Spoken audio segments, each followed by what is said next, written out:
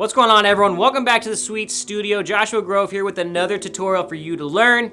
Today, I have a fun one for you, and it is the stunt plane tap. Before we jump into this, be sure that you're familiar with stunt plane, everything you need to know about stunt plane, as well a little bit of knowledge about taps. You don't need much, though. You don't need much information about taps. You might even be able to jump into this with just stunt plane technique down. So the trick looks just like so. We start that stunt plane, we're gonna come up, soft tap, and then stunt it right back like so. So first things first is having a nice and controlled stunt plane. And when we go into the flip part, we wanna make sure that first and foremost that the cups are in vertical alignment, they're not off to the side. That's gonna set you up for success for a clean flip.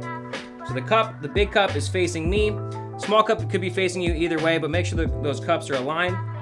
When we go for this flip, I want you to start by using your knees, and when we come up, I'm gonna be turning my wrist so that the Ken is facing down and then away from me, and that's gonna allow for the momentum to create a half flip motion. The Ken's gonna release out of the tama, just like so. That's the first step, just practicing a nice and soft release.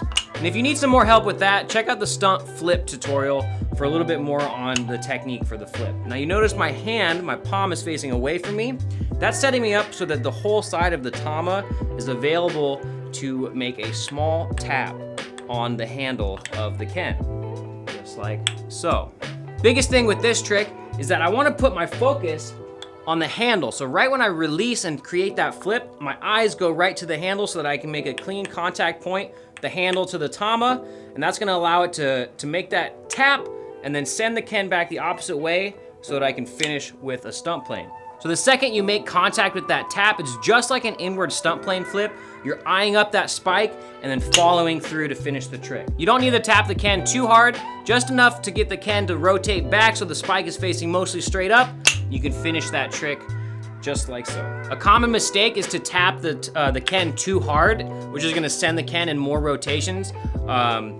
You can do that later in the game when you wanna make a one-turn flip or a two-turn flip, but if you're just going for this first one, just nice and easy on that tap. Just a nice and controlled tap so that it just levels it back out, just like an inward flip, so you can spot that spike and finish this trick.